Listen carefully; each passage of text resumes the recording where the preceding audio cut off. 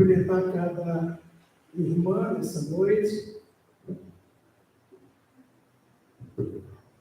aquelas que estão presentes, e também quem nos acompanha, quem está nos acompanhando online com nossa transmissão.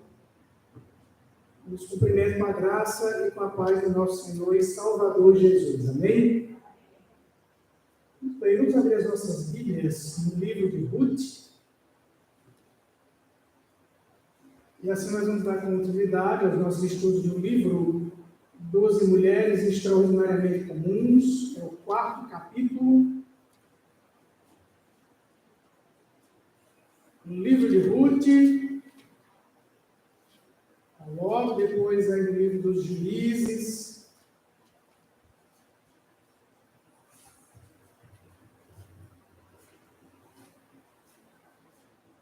No livro de Ruth,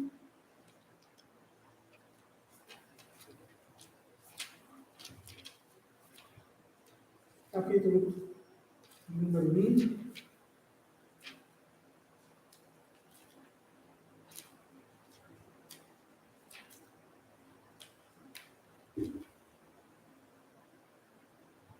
Nós vamos ler por enquanto do verso 1 ao 5.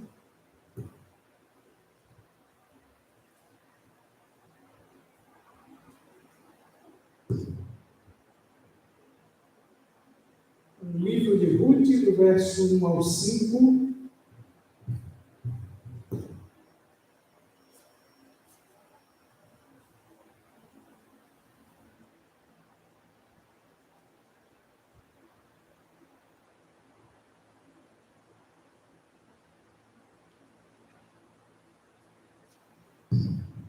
A leitura diz assim a palavra do Senhor.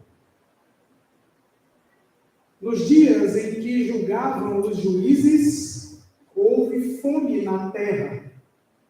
E um homem de Belém de Judá saiu a habitar na terra de Moabe, com sua mulher e seus 2 filhos. Este homem se chamava Elimeleque, e sua mulher Noemi. Os filhos se chamavam Malom e Quilion, efrateiros de Belém de Judá. Vieram à terra de Moabe e ficaram ali. Morreu Elimeleque, marido de Noemi, e ficou ela com seus 2 filhos, os quais casaram com mulheres moabitas.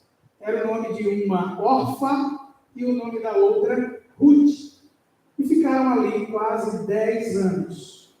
Morreram também ambos, Malom e Quilion, ficando assim a mulher desamparada de seus 2 filhos e de seu marido. Vamos ao Senhor mais uma vez em oração. Pai querido, nos conduz, que a Tua palavra seja clara ao nosso entendimento. Que Teu Santo Espírito ilumine nossa mente e nos edifique nessa noite. Nos faz compreender, Senhor, como que essa história se encaixa dentro da maior das histórias, da história da redenção, da história do Senhor salvando o Teu povo, resgatando, redimindo o Teu povo. E que assim nos animemos, nos alegremos, certos de que Tua graça nos alcançou, de que o Senhor nos resgatou, de que o Senhor nos redimiu, de que somos teus. Nos anima com essas certezas da Tua palavra, em nome de Jesus. Amém. Meus irmãos, eram dias de crise. Nós também passamos por essas crises. Também passamos por períodos de fome. Nossa história, a história do povo sertanejo é uma história marcada pela fome.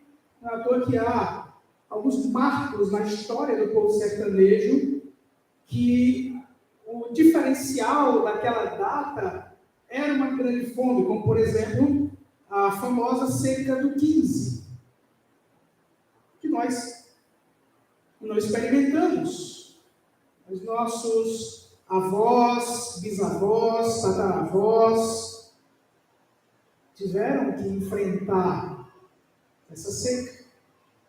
Os tempos de Noemi, os tempos de Ruth, também houve uma grande crise, também houve uma grande seca. Não é de se estranhar que dentro da história da redenção, essas histórias menores que compõem essa história maior, aconteçam sempre em épocas de crise.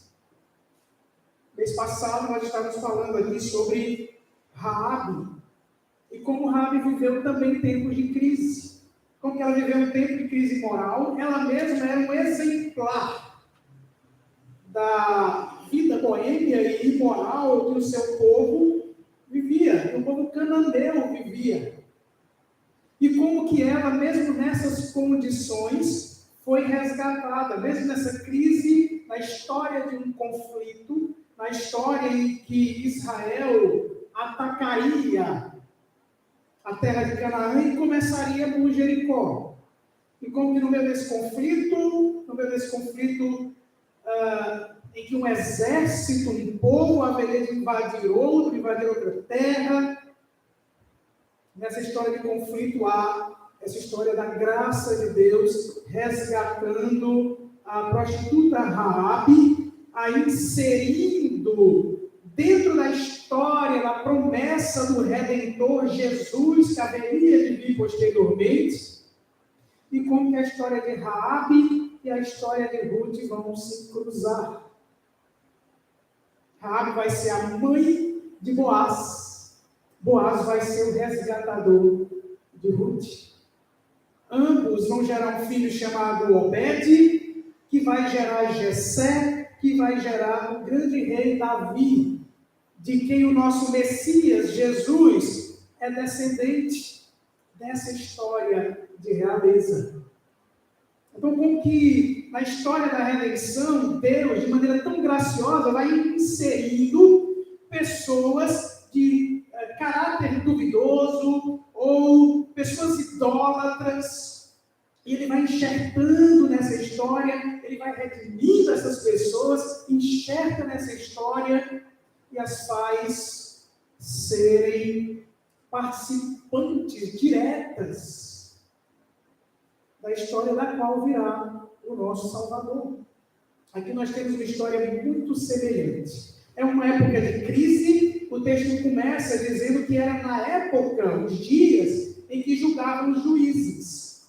E as irmãs devem lembrar muito bem que a história dos juízes, do livro, a narrativa do livro dos juízes, é marcada por um refrão.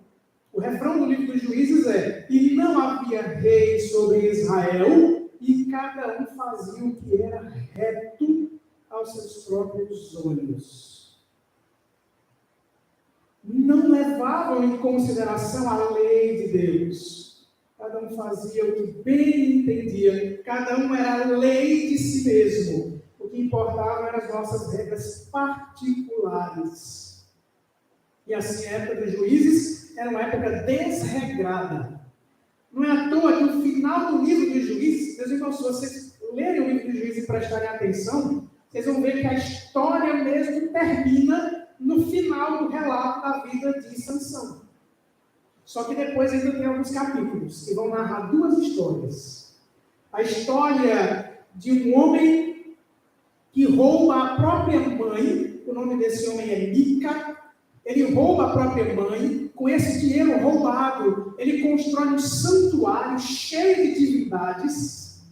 Veio um homem que é levita, e ele nem é da tribo de Levi. Vocês teriam uma ideia como a coisa era complicada naquela época. Ele não era da tribo de Levi, mas ele era levita. Ele está caminhando, ele passa próximo ali à casa de Mica, e Mica ele faz uma proposta financeira de lhe contratar como um sacerdote. Esse homem nem podia ser levita. Mas ele agora vai ser contratado como sacerdote, e vai ser sacerdote das divindades de Mica. E isso tudo dentro do reino de Judá. Nós teremos uma ideia da crise religiosa daquele tempo. E como se não bastasse, a última história do livro dos Juízes, o desfecho do livro dos Juízes, é um violento. A esposa de um levita é estuprada, violentada e morta. E a história do livro dos Juízes termina com uma chacina. Por causa do estupro dessa mulher, os homens partem e massacram uma cidade inteira. E todos eram parentes. E assim termina o livro dos Juízes. E é assim que começa o livro de Ruth, no meio de uma crise. Então, no meio de toda essa violência, dessa barbárie de violência, e no meio de toda essa crise religiosa, há também uma crise econômica.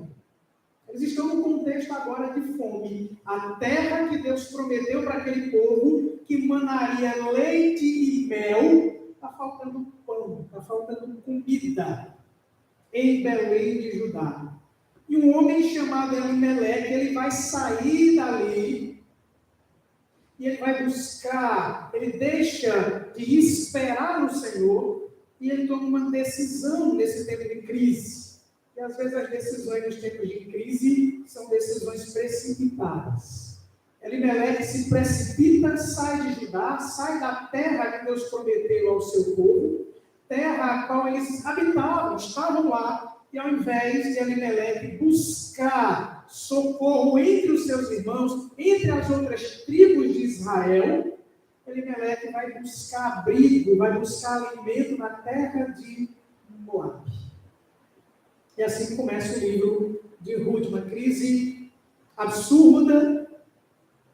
Você tem vários temas aqui que são tratados no livro inteiro, como o tema da esterilidade, tema da continuidade entre as promessas que Deus fez aos antepassados, com a ligação com Davi. O livro de Ruth termina anunciando o rei Davi.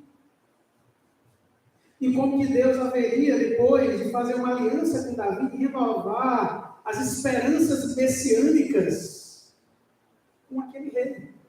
Então tudo aqui está conectado. A história de Ruth está ligada à história dos patriarcas. Existem, inclusive, padrões que se repetem. Enquanto na história dos patriarcas, o padrão da esterilidade, da infertilidade, permeia toda a narrativa, no livro de Ruth há pessoas férteis que perdem seus filhos. Noemi perde seus filhos, Ruth perde seu marido antes de gerar, e agora o tema da esterilidade passa a fazer parte da história dessas mulheres. Então, uma crise absurda. Há também um contraste claro no livro de Ruth entre os israelitas incrédulos e essa moabita chamada Ruth, com sua fidelidade ao Deus de Noemi, a quem ela se converte. Isso para a vergonha dos israelitas incrédulos da terra de Judá, inclusive o marido falecido de Noemi, Elimeleque, e por causa de sua incredulidade foram para Moabe, e aquilo que deveria ser um tempo curto acabou se tornando um tempo prolongado de 10 anos, e um tempo trágico. Muito bem. Então, enquanto o livro tem o seu contexto imediato, onde parece uma aparente contradição na promessa da provisão de Deus e a reação dessa família, como que eles reagiram? Quais sinais que eles deram? Eram sinais de incredulidade, de desobediência, e o juízo de Deus recaiu sobre eles. Mas é também um livro marcado pela graça de Deus. Agora pense bem, o livro de Ruth ilustra muito bem, assim como a história de Raabe, que nós também já tratamos, ilustra muito bem a história da humanidade. Um mundo em crise, um mundo instável, um mundo que jaz no maligno, cheio de pessoas, a humanidade inteira, caída, incrédula, desobediente e arrogante diante dos juízos de Deus. Isso é um retrato da humanidade. O livro de Ruth é um retrato de quem você e eu somos. Mas, ao mesmo tempo, é a história do Deus que providencia um resgate para essas mulheres que estão vivendo as consequências mais drásticas do pecado sobre a vida delas. Muito bem. Então, temos aqui o povo de Deus que busca um refúgio fora da aliança, e quando isso acontece, é um sinal claro de incredulidade, de desobediência e de juízo. Olha aí para os versos 1 e 2.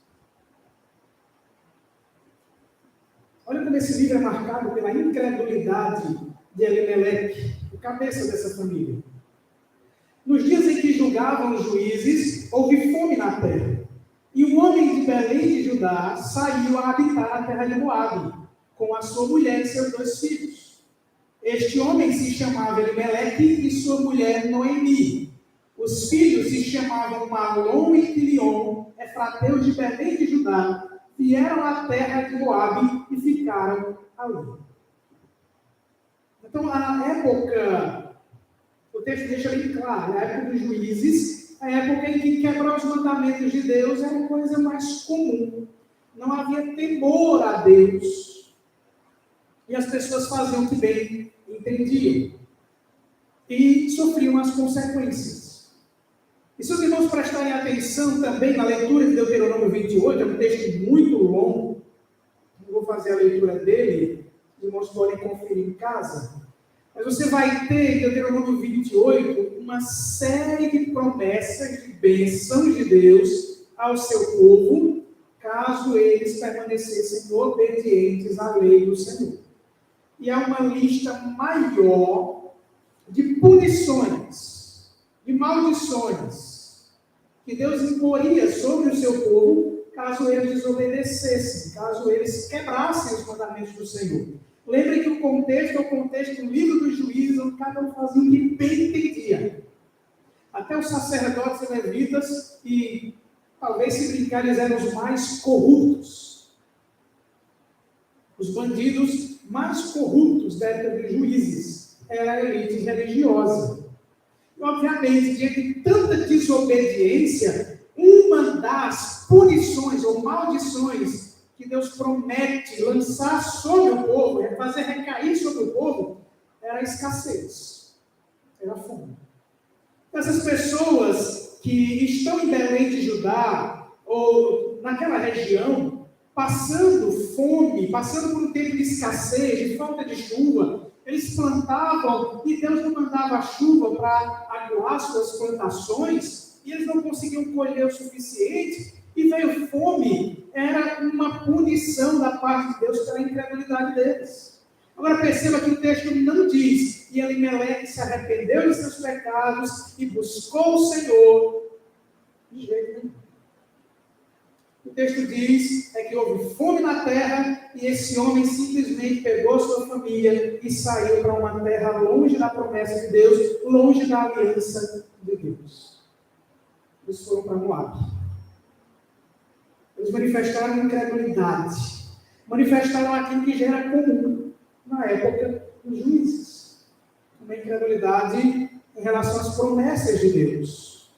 Manifestaram incredulidade em não crer que haveria pão na casa do pão, o significado da palavra Belém ou Betlehem, casa de pão. Então, aquele lugar, a casa de pão, a cidade de onde nasceria Davi, e um descendente de Davi, Cristo Jesus o Senhor, de Belém de Judá, aquela terra, de onde viria o maior rei de Israel, e de onde viria o rei dos reis do universo. Era chamada de Casa do Pão. E esse homem, junto com a sua família, não acreditaram que Deus haveria de providenciar pão para alimentá-los. Então, é de fato, uma Um relato claro da incredulidade dessa família. Tanto é que se você ler o verso 6, você vê que Deus foi misericordioso com aquele povo e fez voltar a ter pão naquele lugar. O verso 6 diz: então se dispôs ela com as suas noras e voltou da terra de Moabe, porquanto nesta ouviu que o Senhor se lembrara do seu povo, dando-lhe pão. Ao invés de perseverar nesse tempo difícil, de escassez, mas em obediência ao Senhor, uma família incrédula saiu, foi para outro lugar, longe da aliança do Senhor, talvez esperando que o Deus dos Moabitas, Quemosh, haveria de supri-los melhor do que o Deus Yahvé, o Deus de Israel, e o único Deus verdadeiro. Talvez passasse isso pela cabeça de Elimeleque, que por sinal o próprio nome de Elimeleque é um nome crítico. Um nome que contradiz sua atitude, porque Elimeleque significa meu Deus é rei. E Elimeleque saiu da terra do seu rei, foi para a terra onde outro Deus era adorado, era outro rei, talvez na expectativa de ser suprido junto com a sua família. Então, ao invés de esperarem no Senhor, de confiarem na promessa do Senhor, de suprir as necessidades de seu povo, na terra que Deus prometeu dar ao seu povo e agora onde eles habitavam, foram incrédulos. A história de Ruth, o livro, a narrativa é marcada profundamente pela incredulidade dos líderes daquela família. Mas isso é um reflexo da crise de liderança que o livro dos Juízes já vinha narrando o tempo todo. Uma prova de que quando os cabeças do povo, os cabeças da igreja, os cabeças das famílias, eles são incrédulos, o povo inteiro padece. Mas o livro não é só marcado pela incredulidade, é marcado também pela desobediência. Versos 3 e 4. Morreu Elimeleque, marido de Noemi, e ficou ela com seus 2 filhos, os quais casaram com mulheres moabitas. Era o nome de uma órfã e o nome da outra, Ruth. E ficaram ali quase 10 anos. Os quais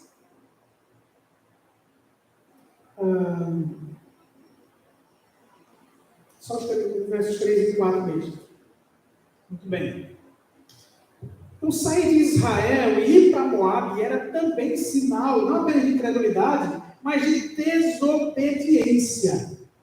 Se os irmãos acompanharem comigo, eu peço que os irmãos leiam, que é só o versículo. Deuteronômio 23, 3. Vejam como a lei de Deus é claríssima a respeito da relação que Israel deveria não ter com Moabe. Deuteronômio 23, 3. Que coisa interessante. E por que isso é um sinal claro? A atitude de Elimeleque é um sinal claro. Tentar uma aliança com Moabe foi um sinal claro de desobediência a Deus. Verso 3. Nenhum amonita ou moabita entrará na Assembleia do Senhor. Nem ainda a sua 10ª geração entrará na Assembleia do Senhor eternamente, porque não foram a vosso encontro com pão e água no caminho, quando saíram do Egito. E porque alugaram contra ti Balaão, filho de Beor, de Petor, da Mesopotâmia, para te amaldiçoar. Então veja bem, o que aconteceu? Israel, Deus libertou do Egito, eles estavam no deserto, e em situação de escassez, ao invés de Moabe oferecer ajuda, oferecer pão e água, eles contrataram um agoureiro chamado Balaão, um praguejador, para ir praguejar contra o povo. E aí Deus diz, olha, não queiram associação alguma com o povo de Moabe, porque eles sequer lhe ofereceram pão. Sequer foram até vocês no deserto para lhe oferecerem água. E o que é que nós temos agora? Minha esposa me oferecendo água. Obrigado. Deu certo? Não foi? E o que acontece agora? Alguém de Belém de Judá, num tempo de fome, vai buscar pão e água no meio daqueles que já haviam negado pão e água no meio para o próprio povo de Elimelec. Eles não se associassem. Elimelec vai e faz exatamente o contrário. E para piorar, Malom e Quilion se casam com mulheres moabitas. Então, se a coisa já estava complicada para Elimelec, Malom e Quilion ainda vão se casar com mulheres moabitas. Outra desobediência clara da lei de Deus. Os irmãos estão atentos às leituras do Antigo Testamento, vão saber qual a origem do povo de Moabe. Lembra da história de quando Deus foi destruir Sodoma e Gomorra e ele tira Ló, sua mulher e suas filhas. Eles saem daquela terra que vai ser destruída. A mulher de Ló morre, vira um estado de sal. E as filhas de Ló têm uma ideia brilhante. Nosso pai está velhinho aí, a gente não casou, e o povo da nossa terra morreu, todo mundo. Não tem homem, a gente tem nosso pai ali. Vamos embriagá-lo, e aí a filha mais velha embriaga Ló, se deita com ele, engravida, e o nome desse bebê que nasce é Moabe. É o pai dos Moabitas. O Moabe é uma terra proveniente de uma relação desobediente, incestuosa da filha com o pai. E assim, no meio desses distúrbios de relações, aquela cidade vai ser construída, aquele povo vai ser estruturado, vai ser construído, vai ser estruturado, desestruturado, na verdade. E é justamente lá onde Elimelec e Noemi vão encontrar esposas para os seus filhos. Sinal de desobediência clara. Mas graças a Deus, que pela misericórdia dele, é claro, Deus agiu derramando juízo. Elimelec morreu, Malom e Quilion morreram. Isso é prova clara também do juízo de Deus. O versículo diz: morreram também ambos, Malom e Quilion, ficando assim a mulher desamparada de seus 2 filhos e de seu marido. A mão de Deus pesa. Uma busca temporária se tornou prolongada, e não apenas isso. Se você prestou bem atenção, Noemi nem mais é chamada de Noemi aqui. Se você olhar na sua Bíblia, é a mulher que ficou desamparada. Ela não tem mais nem nome. Ela perdeu toda a sua dignidade, perdeu seu marido, perdeu seus 2 filhos, está completamente desamparada. Imagine isso. 3 mulheres, numa terra pagã, que não havia leis que protegessem viúvas, como havia leis em Israel. E elas agora estão sem maridos, sem renda, sem sustento, sem leis que as protegessem, à mercê de qualquer um que quisesse fazer algo contra elas. Lembrem-se, o livro dos Juízes termina com uma situação trágica. Uma mulher é violentada e morta. E por causa disso, uma chacina acontece numa cidade inteira. Era um tempo de muita violência. Eles agora estão numa terra onde as leis, enquanto Israel tinha leis, e essas leis eram desobedecidas pelos homens, Moabe nem lei tinha para proteger qualquer estrangeiro que estivesse lá. Era uma completa desgraça. 3 mulheres sem marido, sem lei, numa terra estranha e pagã. Nós não podíamos esperar outra coisa a não ser que a morte chegasse quanto antes. Ou pela violência, ou pela fome. Isso é sinal de juízo de Deus. A impossibilidade de ter filhos. Noemi chega para as noras e dizem: eu não tenho mais filhos. Mesmo que eu encontre alguém futuramente casem comigo e eu possa gerar, se pudesse, um monte de hipóteses. Vocês iam esperar que esses meninos crescessem para vocês casarem com eles? Voltem para os seus pais. É quando Ruth, então, proferir aquelas palavras: o teu Deus é o meu Deus. E ela segue com Noemi para a terra de Belém, para a terra de onde ela nunca deveria ter saído. E percebam, é lá na terra da promessa onde Deus vai providenciar um resgatador para essas mulheres. A lei do Goel, uma lei judaica. Se vocês que são mulheres fossem israelitas naquela época e fossem casadas e o seu marido morresse, o parente mais próximo deveria adquirir as terras que o seu marido tinha, as propriedades que ele tinha, e casar com você, para não lhe deixar desamparado, para não lhe deixar mercê da violência de outros homens, para não lhe deixar mercê da fome. Então havia leis em Israel que poderiam garantir a continuidade da vida, e não apenas isso, a restauração da dignidade dessas mulheres. E que isso fosse um caminho que apontava para a maneira como o maior dos resgatadores haveria de vir para nos resgatar da nossa condição de incredulidade, de desobediência e de juízo, o juízo vindouro. Muito bem, deixa eu só dar uma passadinha aqui agora no slide.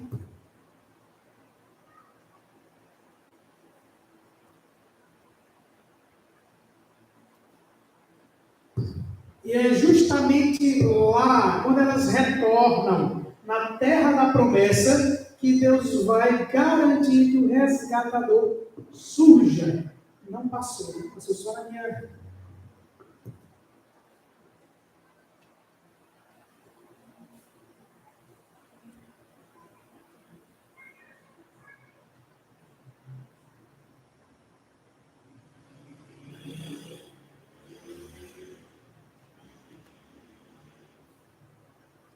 E agora? Aí aqui. Mudou? Nossa. Muito bem, agora está aí na tela de vocês. Muito bem. Então vamos lá agora para o capítulo 3 do livro de Ruth.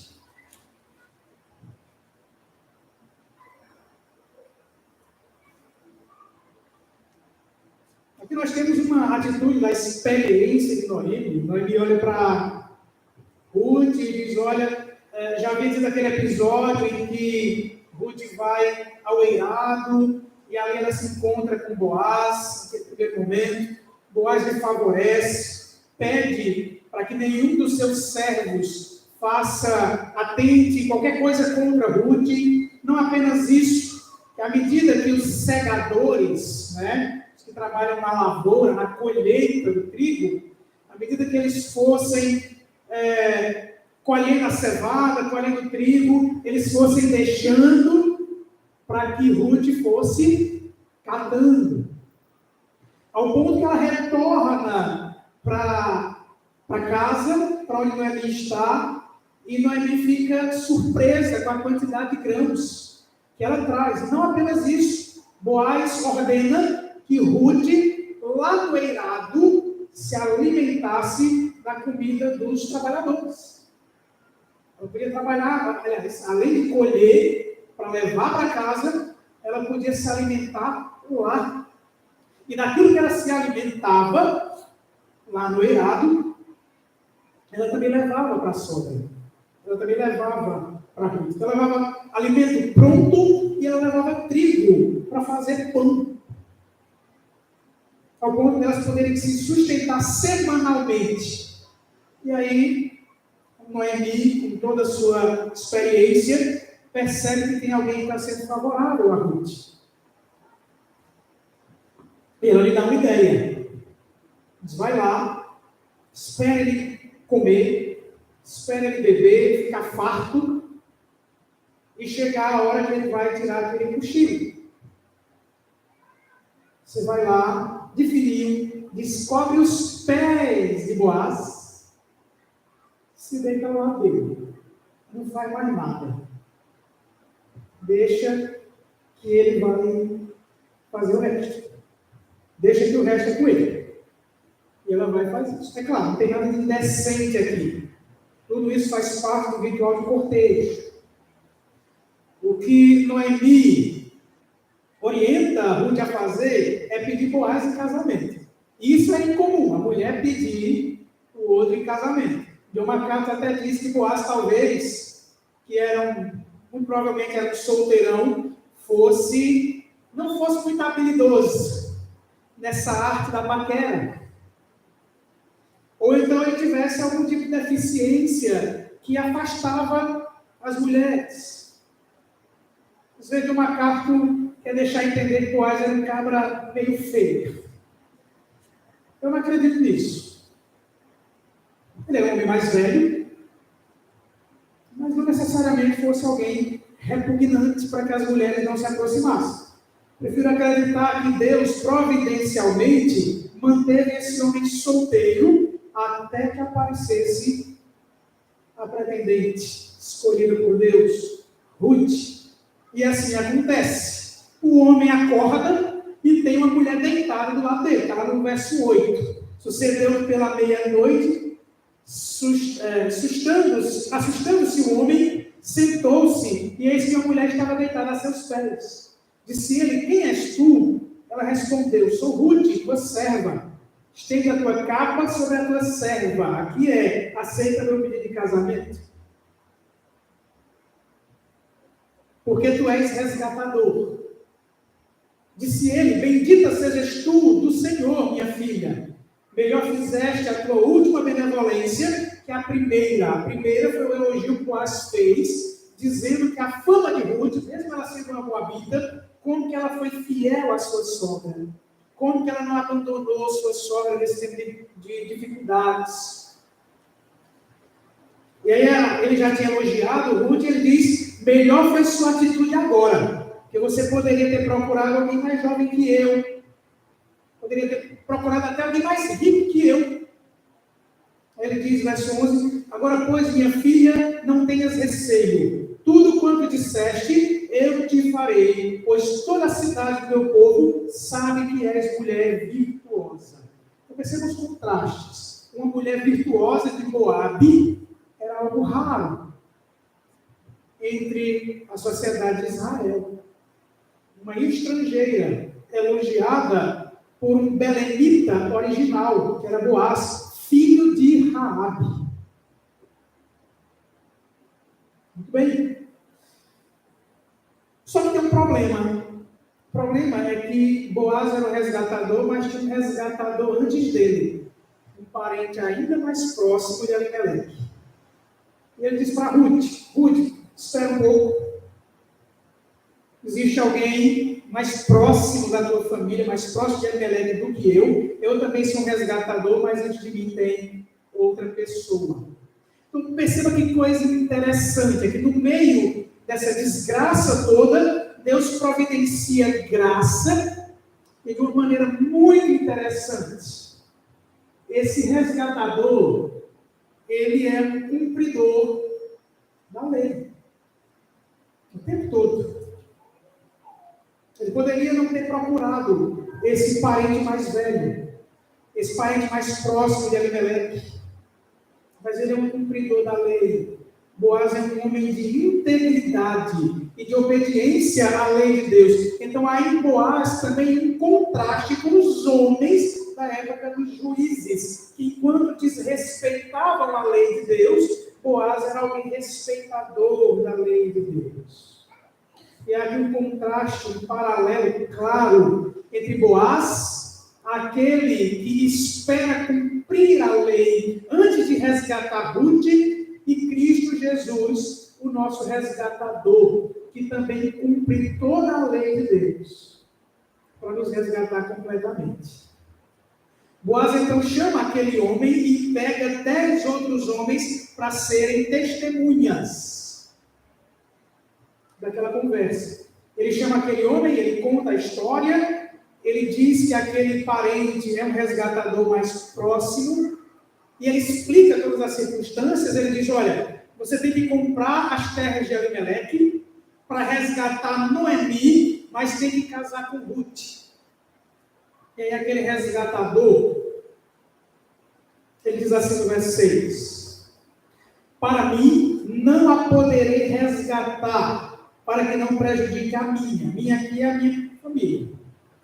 Era um homem casado, já tinha filhos, e ele podia abrir mão do exercício dessa lei, uma vez que havia um substituto interessado.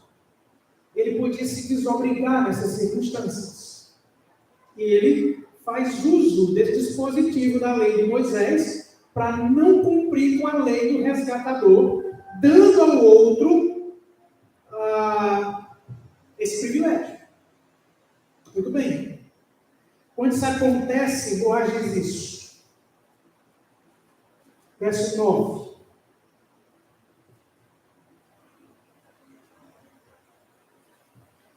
Então Boaz disse aos anciãos e a todo o povo: sois hoje testemunhas de que comprei da mão de Noemi tudo que pertencia a Elimeleque, a Quilion e a Malom.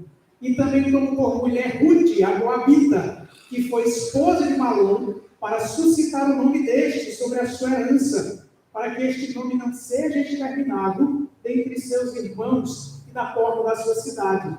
Disto sois hoje testemunhas. O que o resgatador faz? Ele paga o preço do resgate.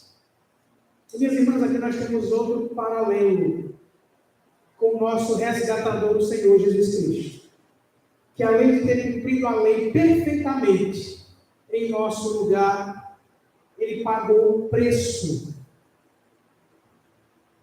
por cada um de nós. E o preço não era um preço de moeda, não era o valor de uma propriedade, não era o valor de uma terra. O preço era a vida.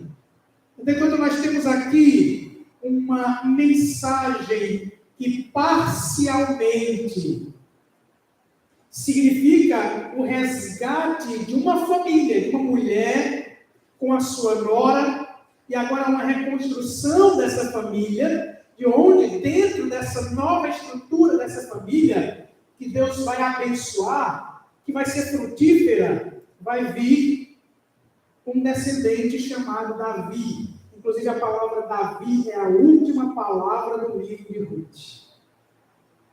Então, o importante é a conexão desse livro com a história de Davi que se aproxima. A conexão das promessas que Deus fez aos seus antepassados, a Abraão, a Isaac e a Jacó, de um descendente que através dele, ele faria aquele povo uma grande nação, e que ele faria com que aquele povo habitasse numa terra. Esse parente é Cristo Jesus.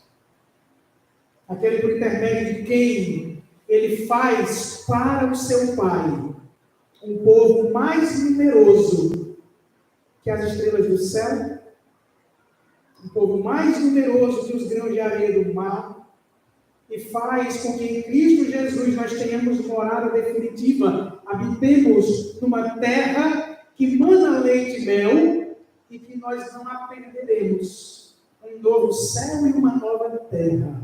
Então, enquanto você tem nessas narrativas cumprimentos parciais que apontam para a totalidade dessas promessas em Cristo, Ruth não é diferente. Boaz é um resgatador ou remidor, mas ao mesmo tempo, para que isso aconteça, ele tem que cumprir a lei e ele tem que pagar o preço. A mesma coisa que o nosso Senhor Jesus Cristo vai fazer por nós. E assim, através da história dessa família, Deus vai manter a promessa de que um Redentor haveria de vir. Um Redentor muito maior do que Boaz, que foi importante para resgatar Ruth, e com isso dar continuidade à história do Redentor que haveria de vir, por intermédio de Davi. E esse que veio, posterior a Davi, que é maior do que Davi, é o rei que se assenta no trono eternamente. E que com seu poder resgatou cada um dos seus súditos para viverem eternamente, começando agora, mas caminhando para toda a eternidade, nesse reinado de vida e paz. Ele é o nosso Redentor, o Senhor Jesus Cristo.